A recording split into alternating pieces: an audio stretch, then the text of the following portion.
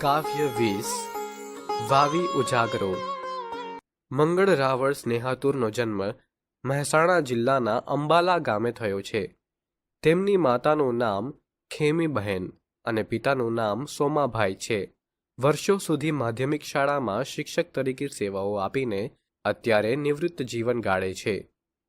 તૂટેલો આકાર, એક દર્પણ પારદર્શક, તરસ્યો વળાંક તેમના જાણીતા કાવ્ય સંગ્રહો છે.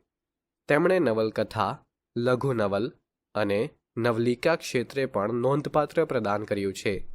તેમને ગુજરાત સાહિત્ય અકાદમી તરફથી પારિતોષિક પ્રાપ્ત થયા છે. આ ગીતમાં કવિએ વિવિધ પ્રતીકો દ્વારા જીવનનો મહિમા કર્યો છે. ઉજાગર વાવો કે પછી માળો બાંધવો જેવા પ્રતીકોની ધારી અસર થાય છે. ખેડૂતના જીવનમાં વરસાદનું શું મહત્વ છે એ સૌ કોઈ જાણે છે. આ ગીત વર્ષાની પ્રતીક્ષાનું પણ ગીત બની રહ્યું છે. સાથે સાથે કેટલાક તળપદા અને લોકબોલીના શબ્દો ગીતને નરવી અને ગરવી સુગંધ આપે છે.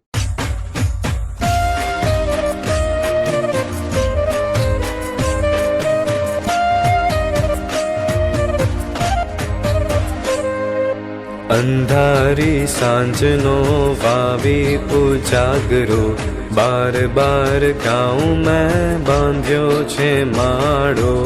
ફૂલોમાં શણગારી મખમલિયા વાયરે, તેર તેર ગાઉનો રાખ્યો છે ગાળો. આંગણામાં ગેલતી હળવી સુગંધ જોઈ, પાદર થઈ મંજરીને મોર્યું, પાદર થઈ મંજરીને મોર્યું. લાખ લાખ શબ્દોમાં શ્વાસોના રંગ ભરી, ગામ આખું ફાગણ શું ફોર્યું, ગામ આખું ફાગણ શું ફોર્યું. જીવતરના ઝાડવાને ફૂટ્યા છે પાંદ અને ફૂટી છે લીલોડી ડાળો. અંધારી સાંજનો વાવી ઉજાગરો, બાર બાર ગાઉં મેં બાંધ્યો છે માળો. દરિયામાં છલકાયા છે નવરંગી ગાન અને વાવણીએ ઢોળ્યો વરસાદ, વાવણીએ ઢોળ્યો વરસાદ. પગલામાં પ્રગટેલું અલબેલું તાન પછી, લાગણીએ વેચ્યો કંસાર, લાગણીએ વેચ્યો કંસાર. વરસે છે વાયરોને ધોધમાર ચોમાસું, ખાલી ખમ સરોવરમાં વાળો. અંધારી સાંજનો વાવી ઉજાગરો, બાર બાર ગાઉં મેં બાંધ્યો છે માળો. કાવ્ય સમજૂતી. અહીં કવિએ જીવનની અંધારી સાંજમાં પણ ઉજાસ ફેલાવવાનો પ્રયાસ કર્યો છે. એક આશાનો માળો બાંધ્યો છે. દુઃખની વેળામાં પણ તેઓ અવારનવાર ખુશીઓના દીવા પ્રગટાવી રહ્યા છે. કવિએ મંદ મખમલી પવનમાં ફૂલોના શણગારથી સંગીતના તાર ગૂંથી દીધા છે. જાણે પવન પણ સંગીત ગાઈ રહ્યો હોય એવું લાગે છે. આંગણામાં ફેલાતી નરમ સુગંધને જોઈને મંજરી મગ્ન થઈ ગઈ છે. એટલે કે પ્રકૃતિની મધુરતા લાગણીને સ્પર્શે છે.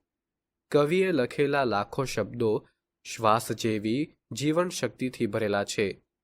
એના કારણે આખો ગામ ફાગણ જેવી ઉલ્લાસભરી ઋતુમાં ખીલી ઉઠ્યું છે. કવિ જીવનના ઝાડ જેવા અંદરથી સૂકા લાગતા દ્રષ્ટિકોણમાં નવી ઉંમરના પાંદડા આવી ગયા છે. લીલાસર ડાળી ફૂટે છે.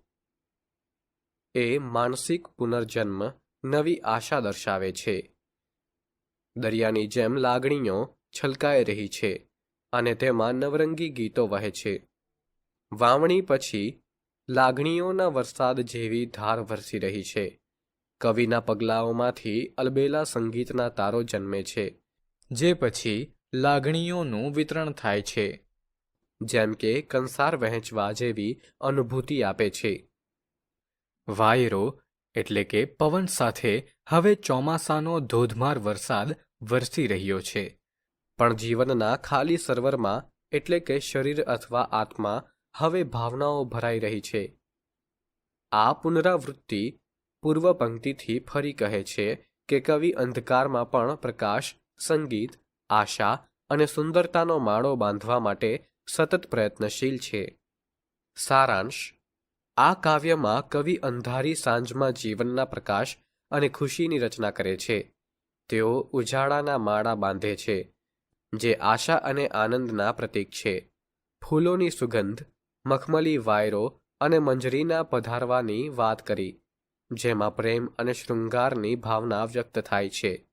ફાગણના રંગો, વસંતની લીલીછમ અને ચોમાસાની મેઘમાળાને દ્રશ્ય રૂપે રજૂ કરીને જીવનમાં નવા આરંભ અને લાગણીઓના પ્રવાહને દર્શાવ્યો છે. આ કાવ્ય કુદરત અને હૃદયની લાગણીઓનો સંગમ છે. જ્યાં અંધારું હોવા છતાં કવિ ભીતરના પ્રકાશથી જગતને ઉજાસથી ભરવાનું સપનું જુએ છે.